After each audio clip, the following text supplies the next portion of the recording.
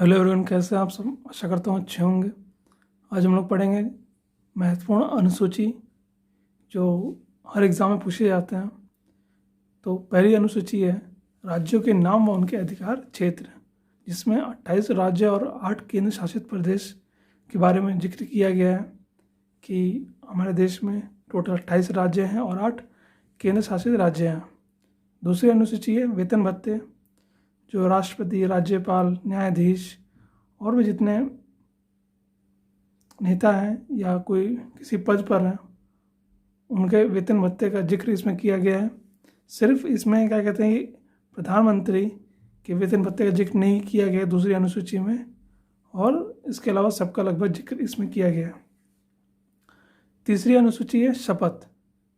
इसमें जितने भी नेता जो कोई मंत्री बनते हैं उनके शपथ का इसमें जिक्र किया गया है। सिर्फ जो मैंने स्टार बना के दिया है कि राष्ट्रपति और उपाध्यक्ष को छोड़कर सबके शपथ का जिक्र तीसरी अनुसूची में किया गया है। चौथी अनुसूची है राज्यसभा में सीटों का आवंटन। जो राज्यसभा में सीटों का आवंटन होता है कि किस राज्य से कितने राज्यसभा के सदस्य चुने जाएंगे, वो चौथी अनुसूची में उसका जिक्र किया गया है। और इसमें 1971 की जो जनसंख्या थी उसके अनुसार इन राज्यसभा सीटों का जिक्र किया गया है और उसी हिसाब से इनको डिवाइड किया गया है।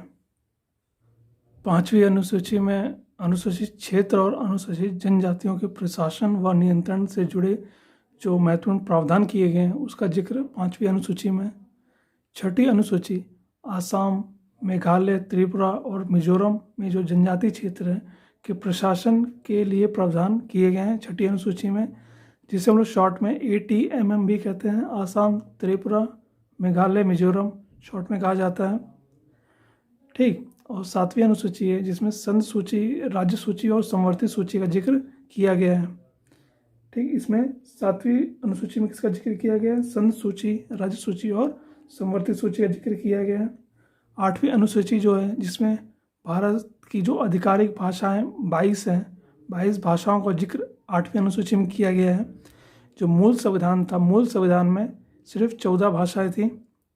उसके बाद 21वां जो संविधान संशोधन हुआ, कॉन्स्टिट्यूशन अमेंडमेंट जो हुआ, उसके बाद जो 15वीं भाषा शामिल की गई वो थी संधि।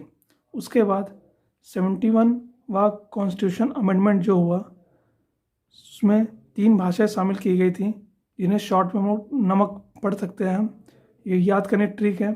16, 17, 18 भाषा शामिल की गई थी, नेपाली, मणिपुरी और कोंकणी। उसके बाद 92वां संवैधानिक संशोधन हुआ जिसमें 4 भाषाएं शामिल की गई, बोडो, डोगरी, संताली और मैथिली। 4 भाषाएं शामिल की गई और 8वीं अनुसूची में 22 भाषाओं का जिक्र किया गया है। 9वीं अनुसूची जो है ये भूमि सुधार संबंधित है। इसमें भूमि सुधार संबंधित जो भी नियम बनाए जाएंगे, जो भी कानून बनाए जाएंगे, वो सब इसमें जिक्र किया गया है। और ये पहला संवैधानिक संशोधन था जो 1951 में किया गया था। उसके बाद 9वीं अनुसूची को शामिल किया गया था। 10वीं अनुसूची जो है दल बदल संबंधित है। जो 52वां संविधान संशोधन हुआ था वो दल बदल से संबंधित था। अतः आगे बढ़ते हैं। 11वीं अनुसूची जो है ये पंचायती राज से संबंधित है।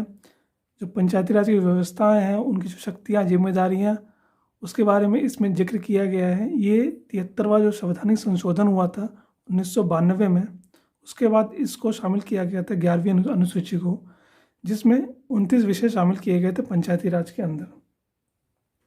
उसके बाद 12वीं अनुसूची, ये उसके बाद ही 74वां संवैधानिक संशोधन किया गया फिर से, जिसमें नगर पालिकाओं की जो शक्तियाँ और जिम्मेदारियों को शामिल किया गया कि जो पंचायती राज, पंचायत से संबंधित जो ग्रामीण स्तर पे होता है, और जो नगर पालिका जो शहरों में जो वहाँ की जो व्यवस्थाएं देखने के लिए नगर पालिकाओं का गठन किया गया, उसका जिक्र 12वीं अनुसूची में है। उनकी जो शक्तियाँ हैं, उनकी जो जिम्मेदारियाँ हैं, उनका जिक्र 12वीं अनुसूची में है और इसमें 18 विषय शामिल किए गए हैं।